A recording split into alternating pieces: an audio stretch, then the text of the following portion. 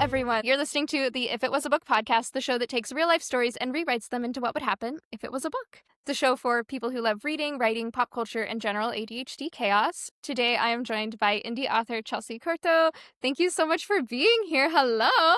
Thank you so much for having me. I'm so excited. I'm surprised that you had time, to be honest, because you've written so many wonderful books this year, and you're a flight attendant, and you run marathons, and I don't know where you find time in your day. I don't either, to be honest. So I was just on a call with my PA and my girl who does my social media stuff for me. I was saying how I'm well aware of how much I do during the day because I'm the one living it. But at the end of the day, I feel as if time has moved too fast and I've done nothing, even though I haven't done nothing. I've been very busy and there's not enough hours in the day. But I feel like I thrive under pressure and on a deadline, and I feel like I get more stuff done that way. I do have a lot on my plate right now, so the next couple months are going to be very busy, but 2026, a couple more months, and then it's going to slow down a little bit. Yeah. So you became a KU household name when Face Off came out, which was not your first book, but it was the first book in the DC Stars series. Mhm. How has your life and your writing journey changed since that big breakout book? Yeah, so Face Off was my 8th book, and it was a book that was never supposed to happen. I was writing a different series, and there was a side character. Well, the main character is a football player. It's called Behind the Camera. It's somewhere behind me back here. It's called Behind the Camera. He's a football player for the football team in DC, and he has a best friend who is a hockey player named Maverick Miller. And the second I wrote Maverick into that book, I said, I need to make him have his own book. So I was thinking about what I wanted to do as far as plot and story, and I kind of had built Maverick as a character in the book he originated in. And I knew I needed to create a woman who would bring him down a couple pegs, who didn't give into his charm, who was not into the Playboy NHL superstar kind of, following. And then I'm like, well, how do I do that? There are a lot of romance books out there. There are a lot of hockey romance books out there, as we all know. And I needed to figure out a way to make this different because there's so much out there. And I said, okay, well, I'm going to make them teammates. And the only way to do that was to put her in the NHL.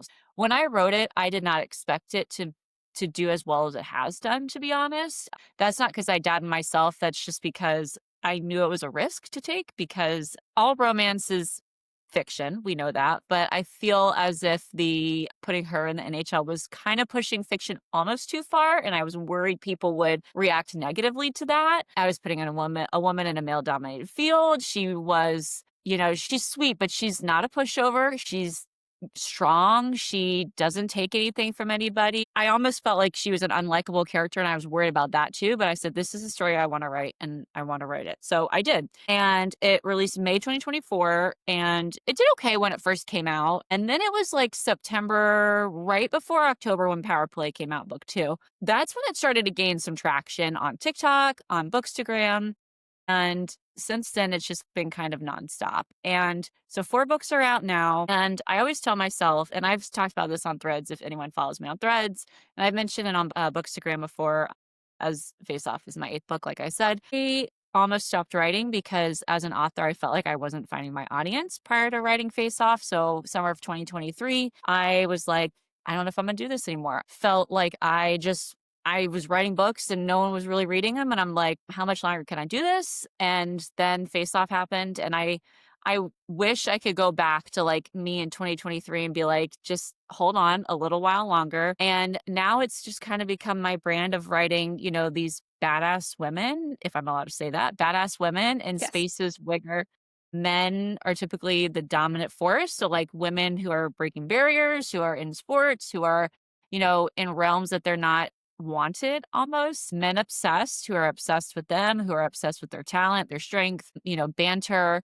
And it's been really, really fun. And like I said, I did not expect any of this, to be honest, because there are so many hockey romances. There's so many sports romances. There's so much out there. And I still have to kind of pinch myself and be like, why me? And is it timing? I don't know. Is it luck? Probably. But I just feel very, very blessed that this is how everything's gone, to be honest. But on the same note, I know it's fleeting, and I know that this industry, if any authors are listening, some days are good, some days are not good. So it ebbs and flows. And right now it's going well, and we'll see what the future holds. But right now I'm just trying to enjoy the moment and just be grateful for everything that's happened. So you currently have 11 books out and Mhm. 3 novellas, and then you Yep. have more coming. Yep. And your first dark romance actually comes out this month. Yep. What can readers and listeners look forward to in your new book? So I had this idea. I've had this idea since 2022. I'm from Florida, born and raised. And there is this thing in Florida called Halloween Horror Nights where Universal Orlando, they make haunted houses and like scare zones. And there's like actors walking around and you walk through the house and you get scared. So somebody posted on Facebook in like a Universal page and we're like, I just want to say thank you to the Michael Myers and the Halloween house. Like, when I was walking through, I got off the path and I ended up back of house and he helped direct me to the line. And the second I read that, I said, meet cute romance novel. And the idea has been kind of like percolating for a while. And then obviously like the DC stars happened. And so I've been very busy, but I was like, I just want to write this. And if you've read my books, especially if you've read the DC stars series, they're long. They're 120, 130,000 words. Like there's a lot of plot and character development and just, a lot of like, there's just a lot happening. And because when I write those books, I really want to sell the relationship and like all of that stuff. In the dark romance is not like that at all. It is a novel, so it's 80,000 words ish, but it's just fun. And there's not a lot of plot. There's like no world building. Like there's not a lot of character development. And it's just so different from anything I've written. But it's been so fun to just kind of step outside my comfort zone and do something that like I've never written about a serial killer before, but this guy kills people who deserve it. He's not like a mean guy. There are people who deserve it, but I've never written that because like I've always written, like athletes and that sort of thing. So it's been really outside my comfort zone, but not because it's still, again, there's banter. He's obsessed. There's spice. So that's all the same. It's just a little bit different as far as the plot and everything goes. But I'm having a blast, and the people who have read it so far have really enjoyed it too. And so I'm just excited to like try something different and we'll see what happens. It's a good time. Yeah, I think that's great. So, this podcast is a little different from most, where we actually give listeners a little peek into your writing and brainstorming style by Mhm. taking a real story and rewriting it into what would happen if it was a book. Mhm. So, Chelsea, you wanted to choose from one of our host or listener stories. Would you like to read it or you want me to read it? Sure, I can read it. Um, Yeah, go for it. and this is so funny because I can truly make a romance novel out of anything. Like I will be at a sporting event and I'll be like to my boyfriend, I go, okay, but what about a romance between he's like, please, like, we get it. Like, and I'm like, what about those two? I'm like, so this, I'm so here for this. I love this. Okay. So the description is who's the real villain? When I was in college, I was starting to see this guy and he kept telling me that our mutual friend also liked him and that he was not interested in her, but didn't want to hurt her feelings. And this went on for a while. And we kept hanging out on the download to not hurt her. Later, I found out from a different friend that he was saying the same things to her, and we were both trying to be considerate to each other when really he just wanted to hook up with both of us. Men. Yeah. That's what I'm going to say about that. So, do you have any first thoughts on how you'd like us to write this story? Okay, yes. So, what I'm envisioning is the friend or the mutual friend, a different friend, is the guy who's two timing them, his best friend. So, Oh, he's okay. seeing this happen, but he has a crush on this girl. So he's seeing his best friend, mess around with both girls, and he's like, well, I like her, so I'm not gonna let this fly. Yeah. So I imagine maybe like a note or just kind of like, hey, we should go to the coffee house, like for coffee. And then he knows that the guy's gonna be there with the other girl. So he like kind of like leads the girl he likes there so he can kind of be like, oh, see what a piece of trash. But Mm-hmm. I'm definitely getting like boyfriend's best friend, something along those lines of like he has a crush on one of the girls, and so he is like doing what he can to end that relationship so he can be the one to swoop in and be the good guy. Yeah, totally. I can definitely see that. So, what would you say is the friend and best friends? Like, why are they besties? If friend is like, you're kind of the worst and you're two timing these people. I feel like I feel like I'm imagining the guy who's two-timing is a playboy and, like, he's always had everything handed to him, and they're childhood friends, so the one guy's, like, the popular one, maybe he's on a sports team, and the other one's kind of nerdy, kinda quiet, but, like, they've just been best friends their whole life, and so because of that, I mean, he's the good guy, he's not a bad guy, he's just, like, thinks the world revolves around him, and so Right. the best friend is like, this might be an opportunity to put him in his place a little bit. Maybe him and the best friend had a disagreement about something else. I don't know. And so then he's like, you know what? I'm going to get even by telling the girls that he's sleeping with that he's sleeping with both of them. I like this, and I think that we could get a pretty good betrayal Mm-hmm. scene for both for her and the guy that she's hooking up with, but also for her and the best friend guy, Mm-hmm. where like, hey, why didn't you just tell me if you Yeah. knew that this was happening? Yep. Why did you make this elaborate plan for me to find out Yep. instead of just being truthful? Yep. So, okay, where I would like to see some information is how does he find out that his best friend is two-timing these two girls? That is a good question. Either like a phone, like a text, because we are in 2025. So a text, a True. Snapchat, an Instagram DM, or maybe the guy's like getting ballsy and he's like, I'm gonna have this other girl over.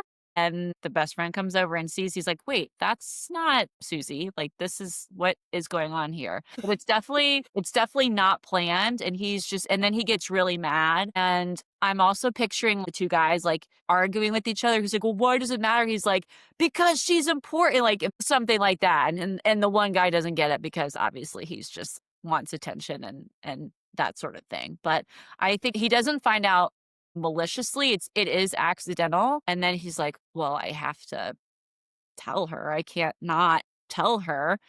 Hmm. And then yeah, that's I feel like something like that. Like it's not like he plans to catch him or he suspects anything. It just kind of happens and then he's like, "Oh man, now I got to be involved in this." And he's mad at his friend. Yeah, I think that's good. So I think the introduction of the story was that it was set in college. So I think that the best friend, I need to name these people. So Susie is the second girl.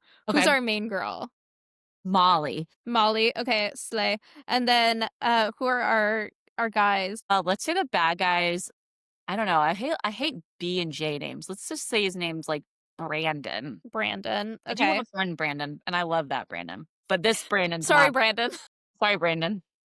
This Okay, so then Brandon. then we need our hero, our nerdy Ooh, little guy. what's a good name? I'm thinking like, So just because we were saying nerdy and I've been really obsessed with Superman these days, we could uh go for a Clark Kent. ooh, let's do Clark. I like Clark. I like Okay, Clark. so Clark is our male lead. Okay, so I think that Clark and Molly should be in class together. Ooh, Just okay. because I've already decided that he's Clark Kent, it could be journalism class Yes, together. I like that. I like that. Or like creative writing or something. Yeah, like an English class. Yeah. So Clark and Molly are in a class together, and that's how he knows Molly, and she's his crush in the department. Yep. They have similar majors, so they've been in a couple of classes together. Hmm. And then I don't know how Molly and Brandon meet, that she's also friends with Susie. Maybe But like a college party or something, like at like a yeah, friend house and maybe something like that. And Brandon would be in a frat. he Yeah. would be in a frat. 100% he would be in a frat. And now, like I said, I'm thinking an athlete, so maybe after like a soccer game or a football game, and so like then, they're celebrating at the frat house and then, I feel like it might start off with Brandon being a good guy and not like purposely two-timing people right away, but then he's like becomes like the hot shot on campus. He's like, "Oh, well, I could have all this attention." So then Brandon starts seeing Susie too, and who he also meets maybe at a frat party. I don't know, something like that. But I feel like something like casual, and then it turns into something more serious. Have you seen New Girl, the TV show? Only a couple episodes. Okay. There's an arc midway through Okay. where Schmidt, who is kind of a douchey guy in the beginning, but Yes. like becomes a lovable guy, he is dating two girls because he can't break up with one, but he wants to be dating the other one. So then he just keeps dating both of them.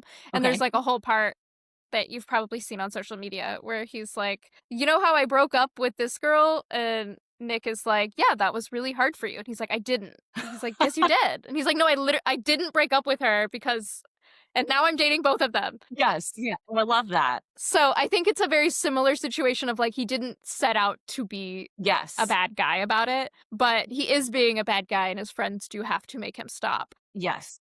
I think that Brandon is probably seeing Susie first, Mm-hmm. and that maybe it's casual. Maybe she even like was gonna go on a trip abroad or whatever and wanted to take a break. Mm-hmm. But like that's who he's invested in. That's who he likes. Mm-hmm. And then when she tells him that she needs time or whatever, is going away and doesn't want to be tied down during her semester abroad Yep. because they're 20. Then he meets Molly and starts hanging out with Molly and starts dating Molly. And then Susie cancels her semester abroad or is back from semester abroad. And or then they're both there. yeah, for any reason, they're both there and Brandon is still invested in Susie, but also has started this new thing with Molly. Yeah.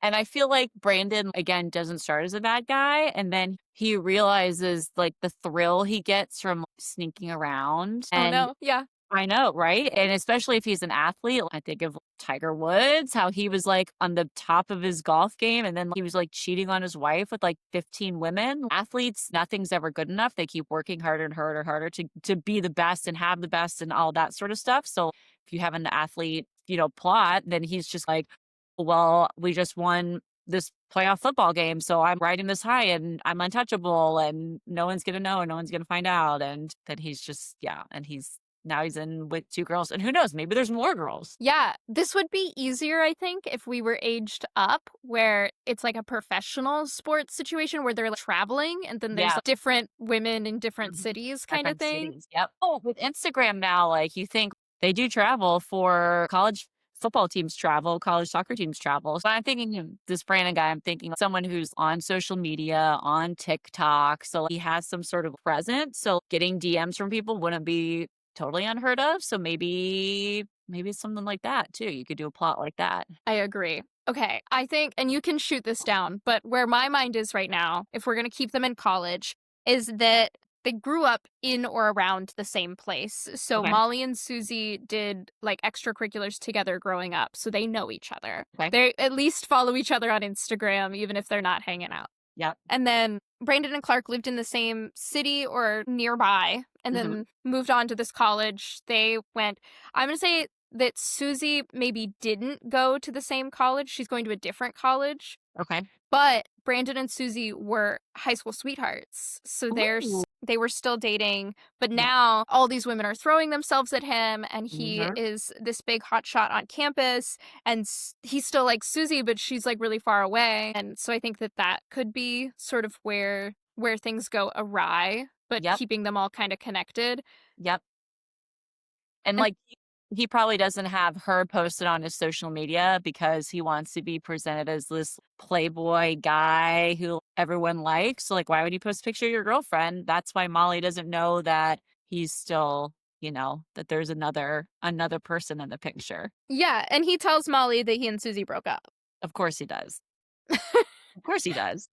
He does not tell Susie that, but he tells Molly that. Yeah. And so Molly, who like vaguely knew they were together in high school, is like, oh, okay, but that ended when she didn't go to the same school as him. Okay. So I think maybe Clark sees Brandon texting Molly or sees them like huddled up together at a party or something where Clark is like, oh, maybe, yeah, I like the party actually, is that we're at a party and Clark's like working up the nerve to go talk to Molly, his crush from journalism or English class.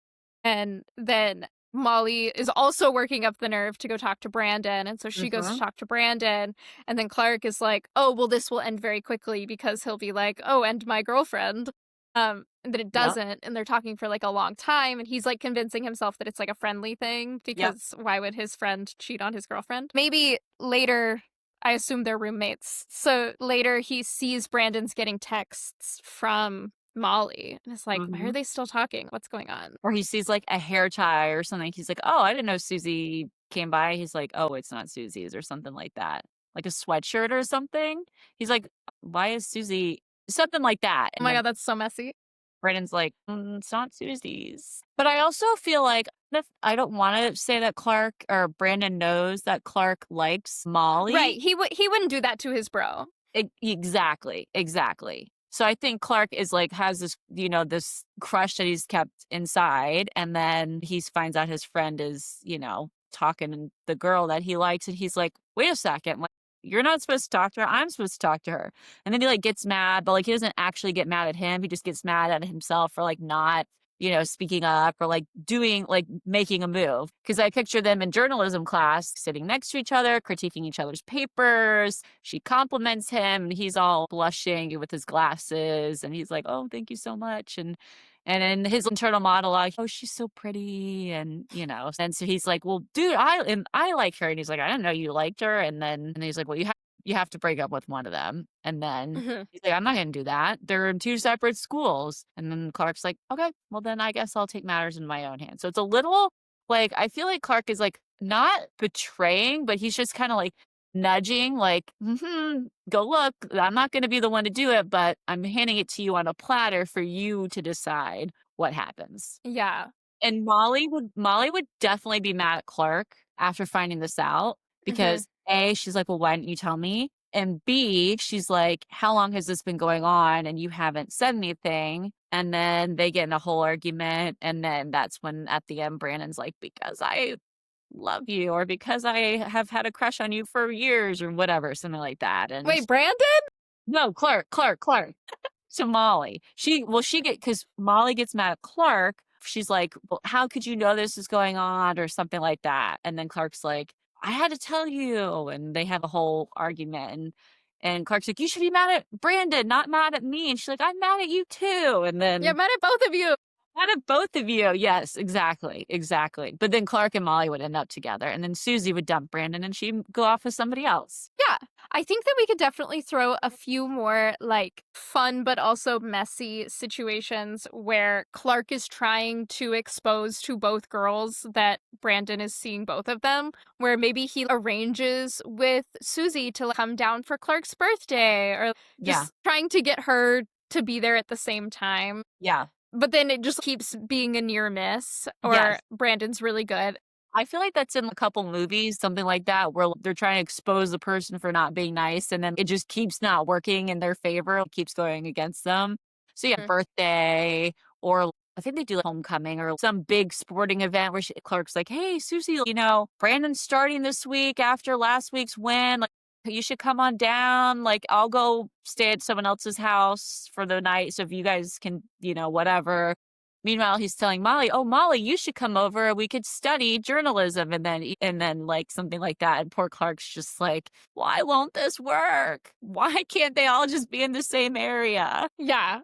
I feel so bad for the girls. I feel like I don't understand why Brandon and Clark are still friends. Yeah, and maybe they have been friends for a really long time, but they just kind of have become very different. And like maybe with the athlete thing, maybe he's getting his NIL money, so he's making money now because you can in the NCAA, and he's got social media followers and he didn't used to be like that. And maybe even Brandon and Clark have an argument, and Clark's like, you didn't used to be like this, man, what happened? And Brandon's like, I don't know, all this attention on me. And so maybe they have like that sort of reckoning together where Clark calls him out and he's like, what's up? What's going on, man? This isn't you. I like that. I think that's good and important that like Brandon grow from Yeah. this Yeah. experience that he's had.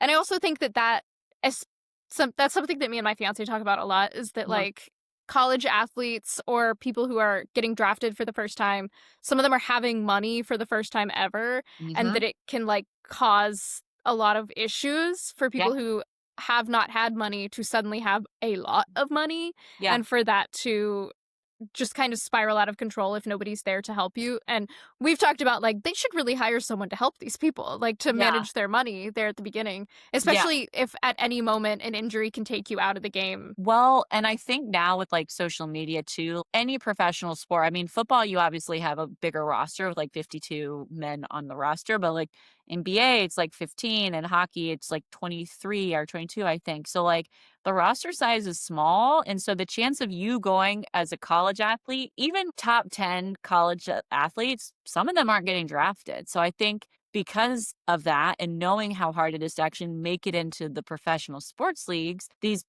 and I say kids because they're 19, 20 Right. years old, they are turning to social media and TikTok because they know that they can make money from social media. They can platform themselves for maybe commentating jobs, ESPN, that sort of thing. So maybe they're not playing, but they're still involved in the sport. So they're trying to put themselves out there. So I don't think it's unheard of that you have these 19-year-old, 20, 21-year-old kids who are making money that they weren't making before with the NIL and all that. And then they have a social media presence. So they are in the spotlight. There are people messaging them. I mean, you just go on TikTok and watch any like hockey reel team posts. Like women are commenting left and right. The thirsty comments are like cringy and like Hmm. inappropriate. Like, okay, well, if a man said this to a woman, like we would be kind of outraged, And so like Right. it's not totally unheard of that people are getting all these DMs from, these college athletes are getting tons of DMs from women. Oh, are people sliding in and trying to shoot their shot and have a night with a soon to be pro athlete? Yeah, I like what you had said earlier where you were like, maybe he's seeing a lot of people Yeah.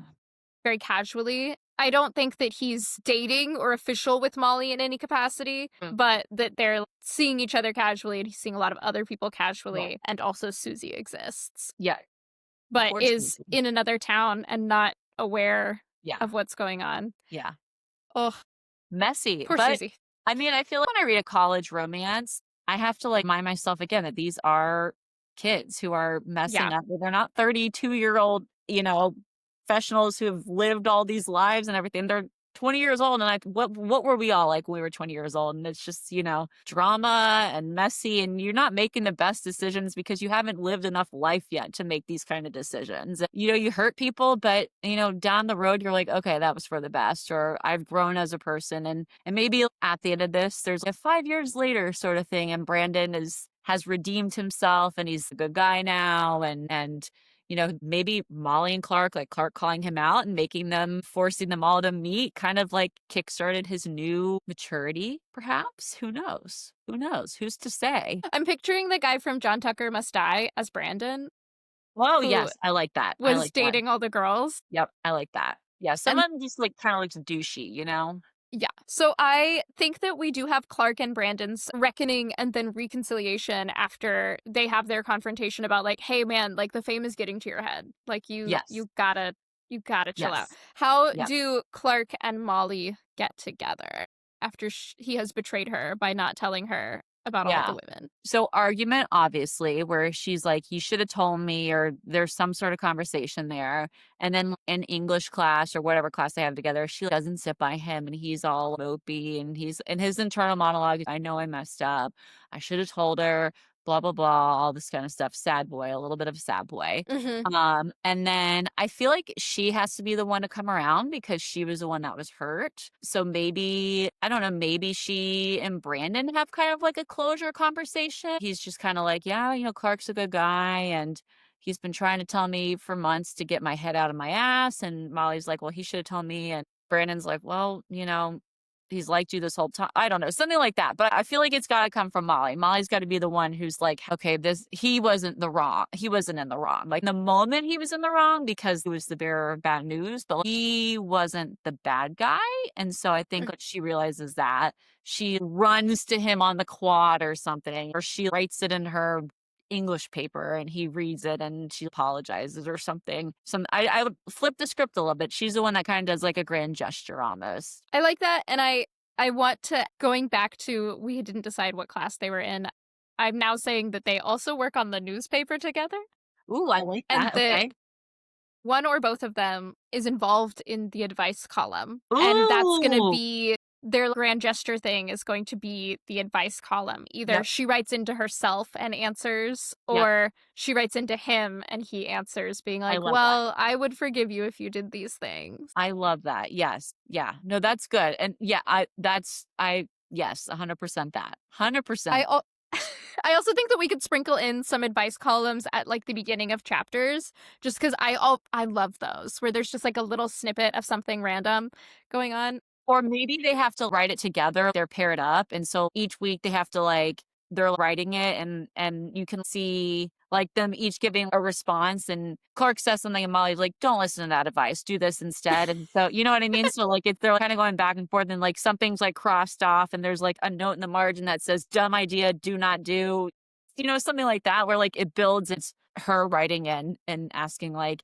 hey, I thought this guy, did me wrong, but turns out he actually like helped me. And, how would you apologize or what would it take to have him, forgive me or something? And he's like, I should be the one saying sorry. And yeah, and then they have a whole moment. I think that's cute. I also think that if we wanted to, we could throw in some parts earlier in the story where he like writes in a fake thing to the newspaper being like, my friend is talking to a bunch of girls. Like, what should I do about that? Mhm. Should I tell the girls? And then she'll reply to that one and be like, Yes. well, is he official with any of them? Like, do they know where they stand? Like, Right. if they're not boyfriend, girlfriend, then it's really none of their business if he's seeing someone else kind Yeah. of thing. Or if they haven't defined the relationship. And that's where he's like, so I shouldn't tell her. But Yes. she does want to know kind of thing. Yes. Yep. I like that. I like that a lot. That's good. And then that would bring in like the whole advice column and yeah, that's good. Yeah. So I like that. I feel like we have our beginning, middle, and end. Is there Yeah. anything else you want to throw in our outline, or do you feel like you're satisfied with Brandon and Clark and Susie and Molly? Susie just needs to end up with someone better. Susie but gets her she own will. book. She will. She'll end up with like someone like 8 years older who has like a lot of money and like treats her like a princess and she's great. So before I ask you for book recommendations, which is my ending to every episode, I have a couple of writing questions for you. Okay.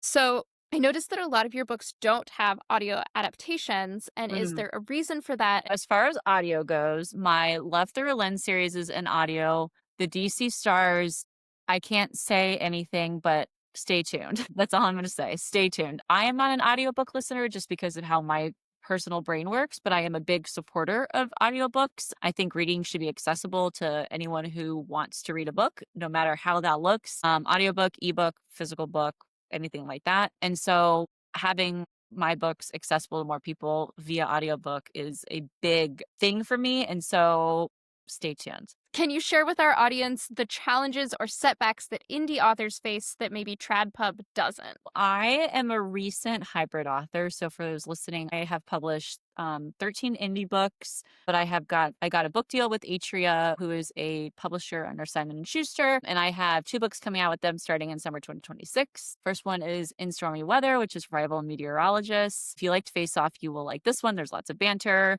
She can't stand him. He's obsessed with her. And so I have kind of only recently dipped my toes into the trad publishing waters. That will start to amp up, I assume, coming into 2026 with this new book coming out. So I will say being an indie author, being an author in general is very hard because you are doing, people think it's just writing and it's more than just writing. You are doing a lot. You are writing, you are marketing, you are promoting, you are, commissioning art for character art, you are, getting the next book ready. And there's a lot that goes into it. So as far as the differences that I can tell so far, and I don't have much experience, but indie, you're doing all of that by yourself. You are the only person doing it. As far as the trad site goes, you have more support as far as editing, publicity, marketing, people who that's their job is to do all of that. So it does lighten the load a little bit, but you still have to do stuff yourself. And you also have to keep writing,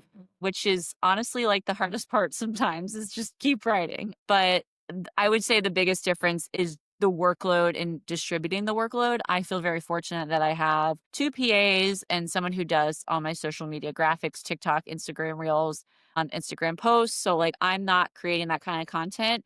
And that is a full-time job. And so anything you can do as far as getting help, like on the trad side with your publisher marketing team, that helps substantially.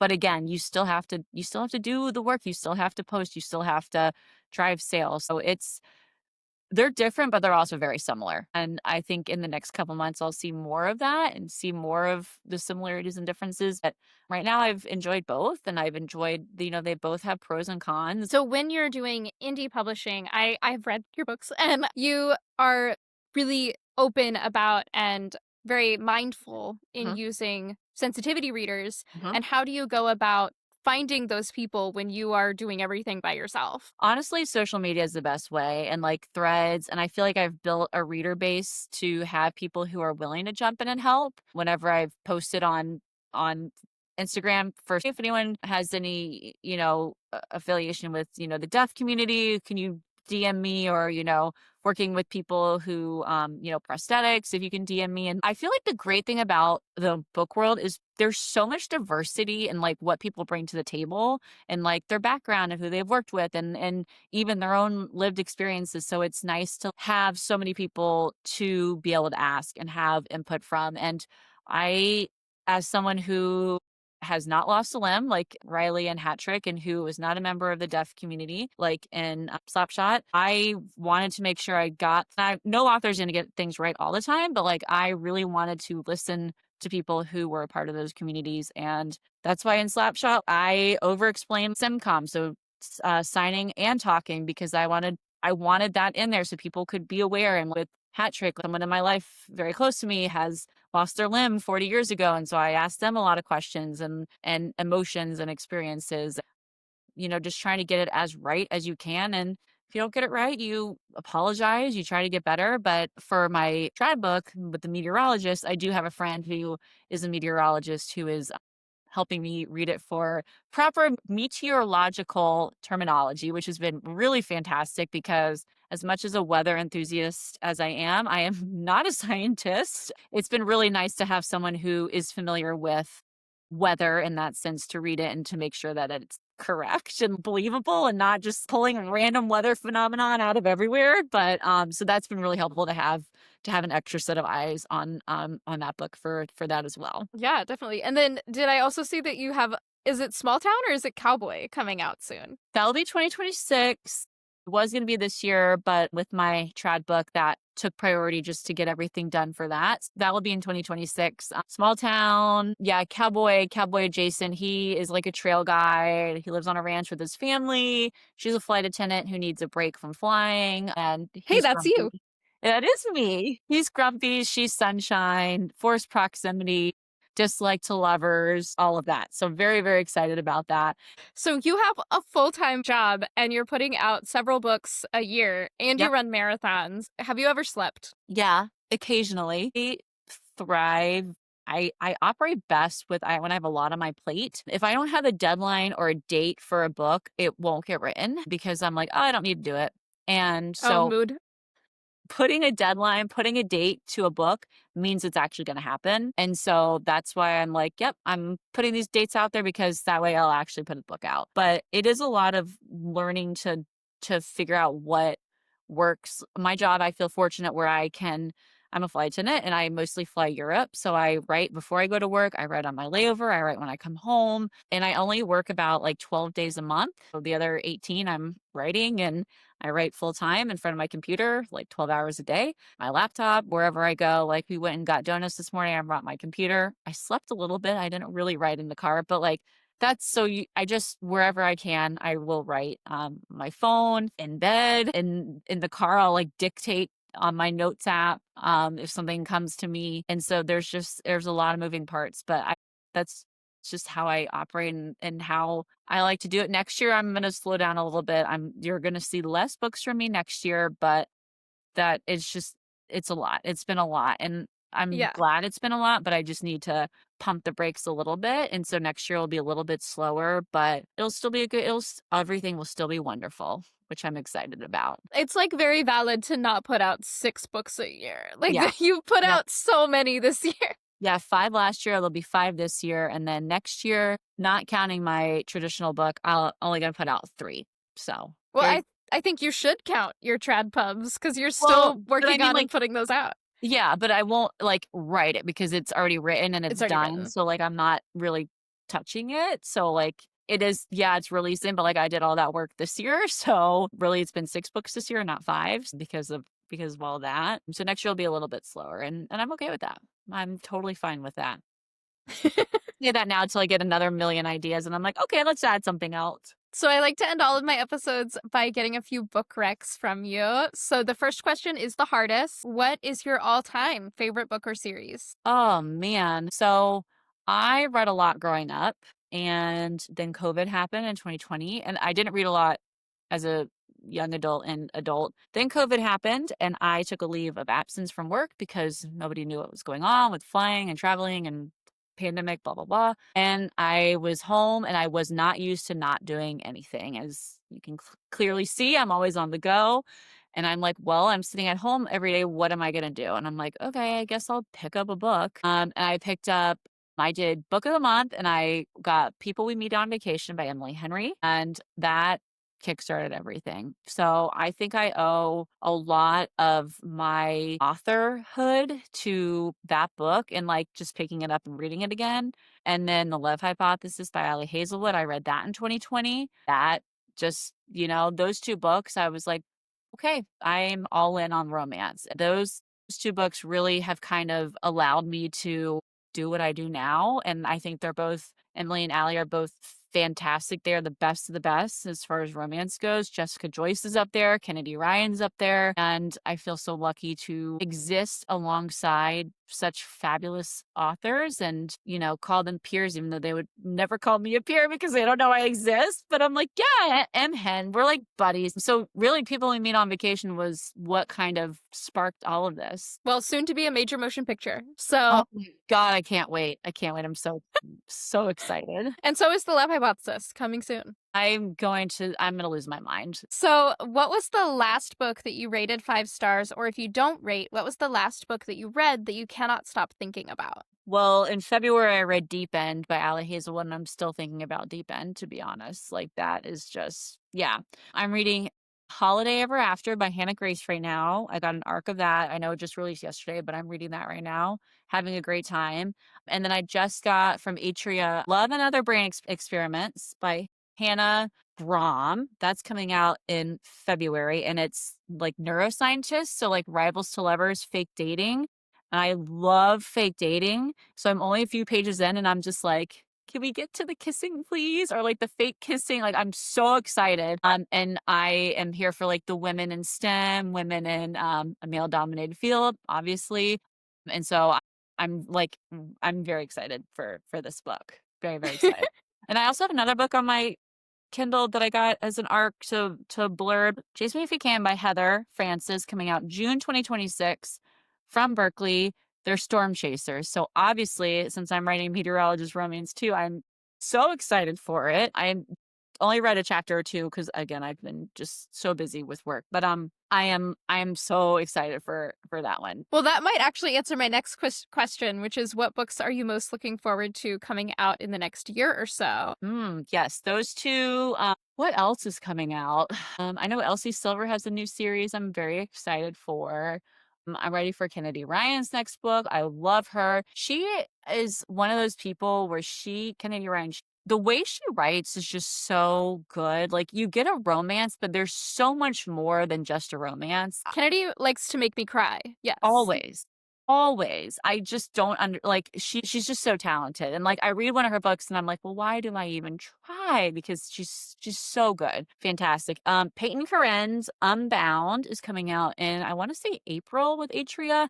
And I'm so excited for that one. If you don't know Peyton, she is an absolute gem of a human being. It's college, it's hockey, but she doesn't label them as sports romances. They're like romances with hockey. So like a light hockey. Oh yeah, the Unsteady, Unloved, Yes. Unbound. Yep. Yes, Unsteady was a 5-star for me. I haven't read Unbound yet. Yeah, so Unsteady, Unloved, and then Unbound comes out in April, and I messaged her. I'm like, what do I have to do to get an arc? So I'm so excited to read that book. And she, like I said, she's a fantastic human being, just a wonderful, wonderful person. And I feel lucky to know her. So, and then obviously anything Allie writes, she's got like 9 books coming out this year. Emily, she does have a lot coming out. There's a spooky novella coming out right now. Yeah. And like Elena Armas just announced like a romantic suspense novella, I think, coming out. And I'm here for authors like spanning across like multiple subgenres. Like, I think we're going to start seeing that more with authors writing what they want to write, shifting outside of their traditional like rom-com box. So my last question is, do you have any advice for aspiring writers? And if not, what was the best advice someone gave to you? I will say my biggest piece of advice, well, I have a couple pieces of advice. One, write the book you want to write. Write the book because nothing's going to happen if you don't write the book. So write the book. B, write the book you want to write, even if you think no one's going to read it. Write the book you want to write because readers can tell when you've put your heart into a book. Like Face Off, I put everything I had in that book and it's been my most successful book. And I don't think that's a coincidence. So write the book you want to write, even if the story's been told 100 times, even if you don't think anyone's going to like the tropes, just write the book you want to write and you want to read. Find people who will support you genuinely. This industry, unfortunately, is an industry based on sales and numbers and lists and money. So you really want to make sure you're surrounding yourself with people who want you to succeed without malicious intent, if that makes sense. Like you want them to be genuinely happy for you without that joy being reciprocated or anything like that. Like that's just people who cheer for you. And don't ever think that other people aren't struggling with the same thing you're struggling with, because it's not easy. It's not easy being an author. And lean on the author community. Like my messages are always open to answer anything I can help answer or help any way I can. And you never know when a peer, just don't put down your peers. I came from like the Bookstagram space to becoming an author. And so just be cognizant of that. If you are coming from the Bookstagram world to an author, don't rate books on Goodreads. Don't post reviews bad mouthing other authors, because now we're peers and not competition. And people sometimes forget that this isn't a competition. There's plenty of readers out there. There's plenty of books out there. There's plenty of subgenres out there. Like, we don't need to put each other down to, rise above everyone else. So I always say just, be kind and have fun.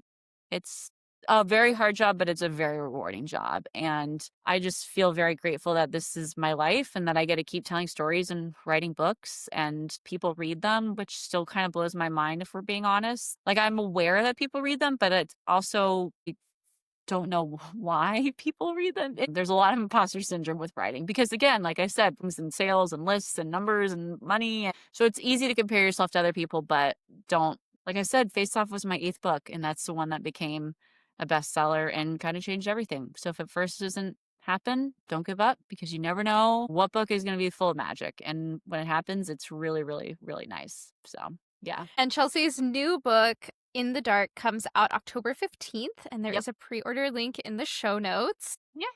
That was If It Was a Book. If you liked what you heard, feel free to drop us a rating or a review telling us what you liked or what you want to see in future episodes. If you'd like to submit a story for the chance to have it rewritten by one of our guests, you can do so by emailing your memory to ifitwasabook@gmail.com. You can follow the podcast on Instagram and TikTok at If It Was a Book. You can follow me, the host, at Wicked Reads on Instagram, TikTok, and YouTube. And Chelsea, where can listeners find you?